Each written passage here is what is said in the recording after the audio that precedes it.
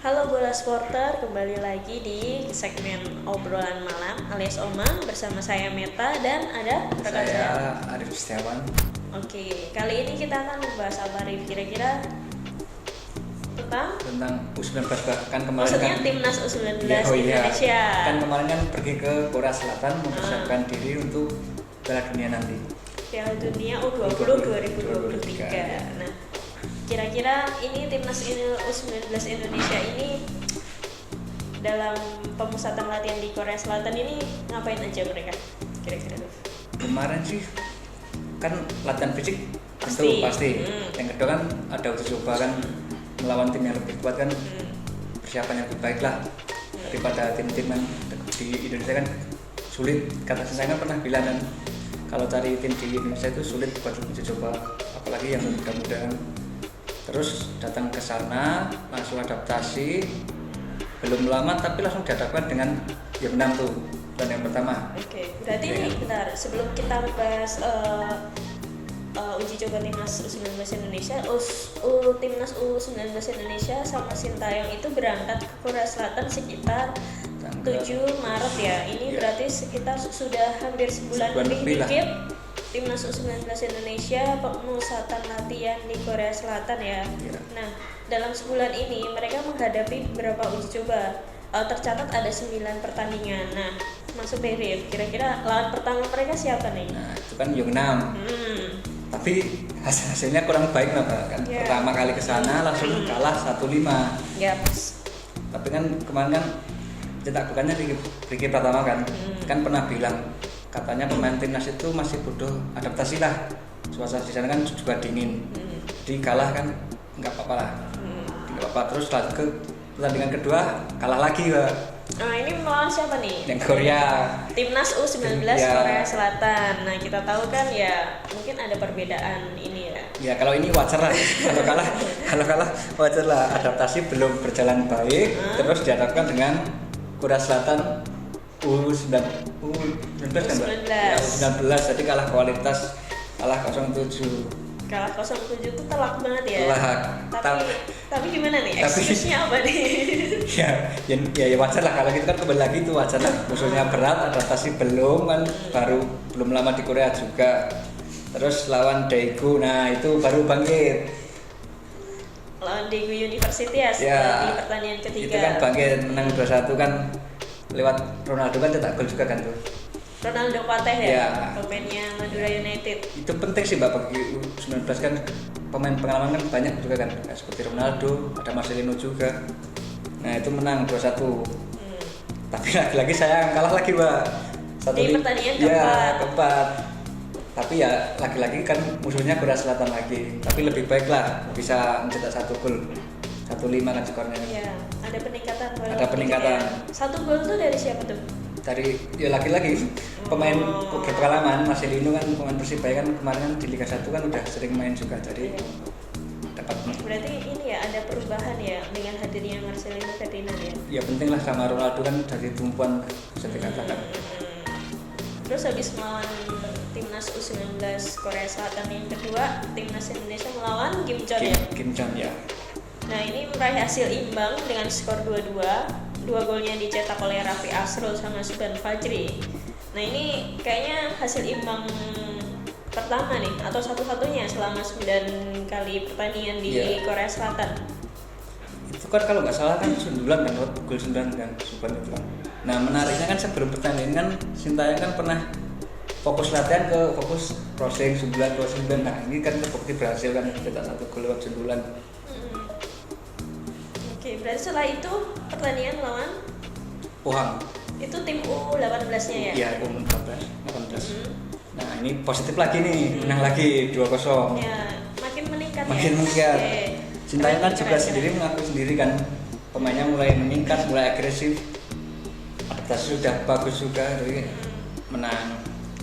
Oke, dan 2 golnya melawan timnas U18 tim U18 Pohang Steelers ini dicetak oleh Ronaldo Pateh lagi, sama satu lagi ada pemain namanya Reza Fahrezi Aziz.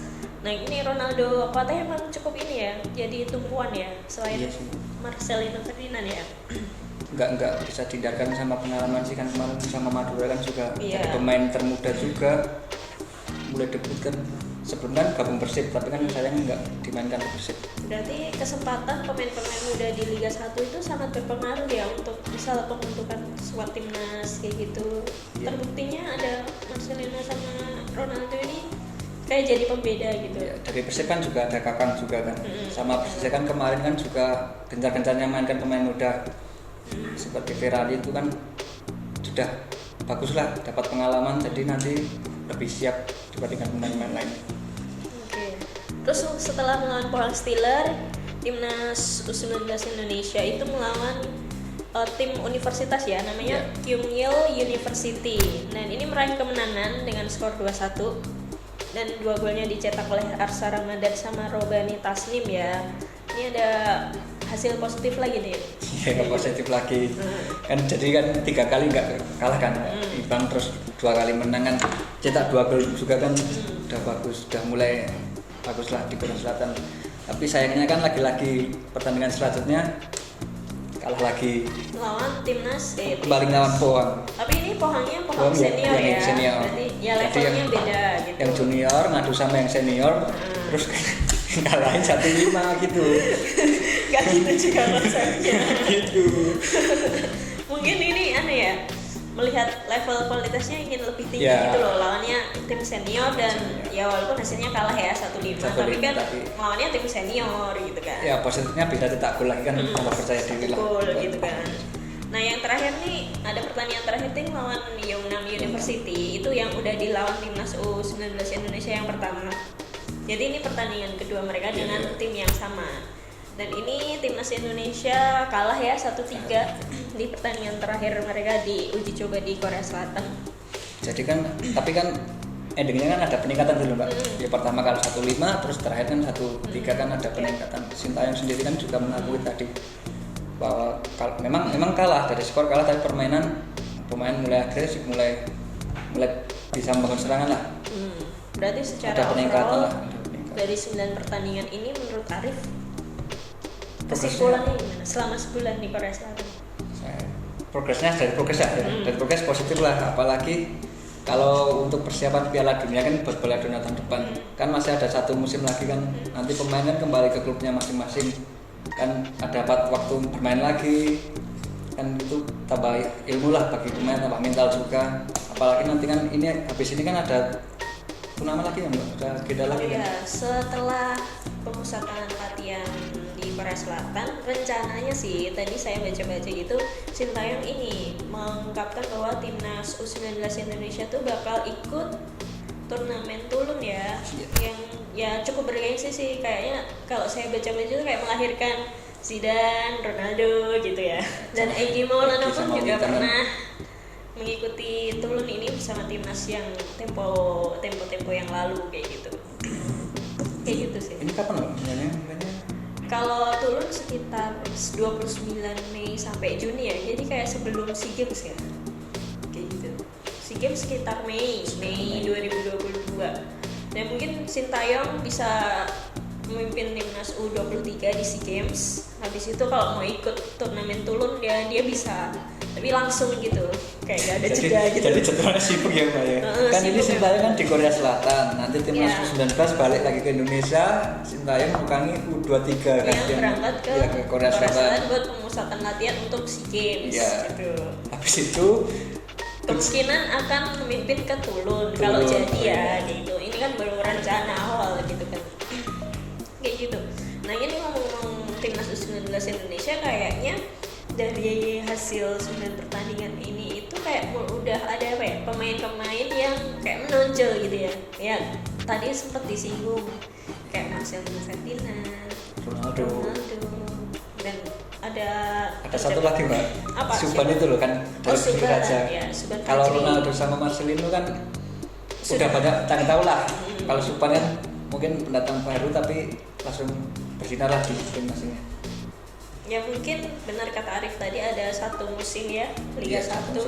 Semoga tim-tim Liga 1 itu bisa ya memainkan pemain-pemain muda yang dipanggil di timnas U19 ini untuk mendapatkan menit bermain, pengalaman bermain, dan itu bisa membantu meningkatkan performa sebelum ke Piala Dunia tahun 2023 gitu ya harapannya ya. Yang saya khawatirkan gini Mbak, kan kemarin kan pemain muda dapat jatah bermain itu karena pandemi.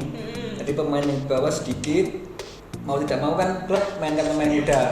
Kalau tahun depan kan udah beda lagi nih, Ya, mungkin udah beda. kembali normal lagi lah. Nah itu yang saya khawatirkan nanti pemain muda kembali tersisi lagi lah. Ya mudah-mudahan nggak gitu lah. Oke, mudah-mudahan ini ya klub juga bisa melihat potensi pemain muda untuk mengembangkan bakatnya ya, kayak gitu. Ya, ini kan berefek ke timnas juga pada akhirnya kayak gitu kan. Gitu. Terus dengar-dengar untuk Piala Dunia U20 ya tahun depan. Oh iya tahun depan. Ini ada satu kabar sih ke Hassani Abdul Ghani ya, ke salah satu iya. EXO PSSI Yang kemarin ke Belanda itu. terbang ke Belanda untuk mencari pemain keturunan untuk memperkuat timnas Indonesia di Piala Dunia U20. Itu dapat 2 kan Mbak? Nah, dengar-dengar udah dapat 2. Siapa teman itu? Itu tuh Ivan Jenner sama Jim Kroko. Aku nggak tahu bacanya, kayaknya Jim Kroko ya. Nah, kalau Ivan Jenner ini pemain tim U18 FC Utrecht, kalau yang Jim itu pemain U18 VTC. Nah, Itu untuk posisinya? kalau Ivan Jenner itu gelandang, kalau si Jim tuh penyerang. Nah, nggak tahu nih nanti perkembangannya gimana, apakah mereka berdua deal atau batal? Seperti yang kasus-kasus untuk tim senior kan ada yang batal, ada yang deal gitu kan. Gitu. Ya ini saya mau tanya sih Mbak, kalau mungkin pendapat Mbaknya naturalisasi itu kan banyak plus minusnya lah, ada yang mendukung, Pro, ada yang kontra, ya, gitu. ada yang enggak. Kalau Mbak sendiri tanggapannya Kalau saya sih tanggapannya positif ya. positif, Dan itu juga pemain keturunan menurut saya. punya hak gitu ya. Ya dia punya garis keturunan Indonesia, memiliki hak ya untuk memilih siapa yang maksudnya tim negara Negara yang mana mana, yang ya. mau dibela gitu. Selama itu berkontribusi positif ya ke timnas Indonesia dengan bukan kadang kan ada naturalisasi yang pas zaman dulu ya itu jatuhnya itu tidak memberi kontribusi gitu loh, Oh, iya, kayak iya. malah sama aja kayak gitu.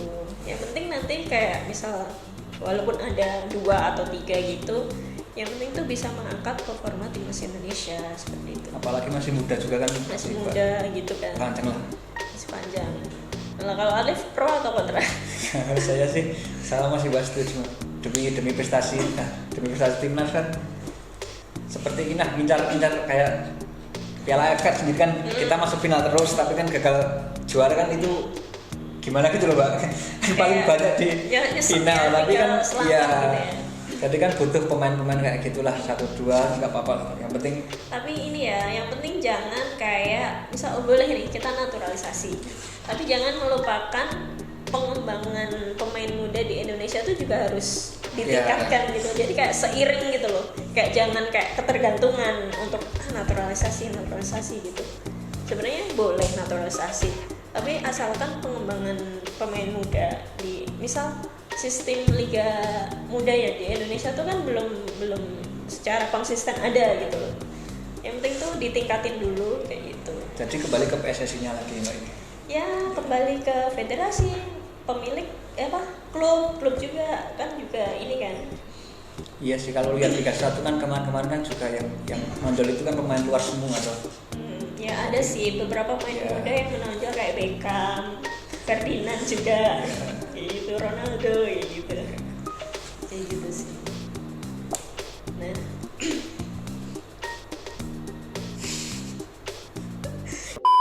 Oke, bola supporter, sekian dulu pembahasan kita soal hasil pemusatan latihan timnas U19 Indonesia di Korea Selatan. Selanjutnya akan ada ini ya, Tulun Cup turnamen gitu. Kita tunggu aja perkembangan berikutnya soal timnas U19 Indonesia. Saya Meta undur diri. Saya Rustiawan. Sampai jumpa di obrolan malam selanjutnya.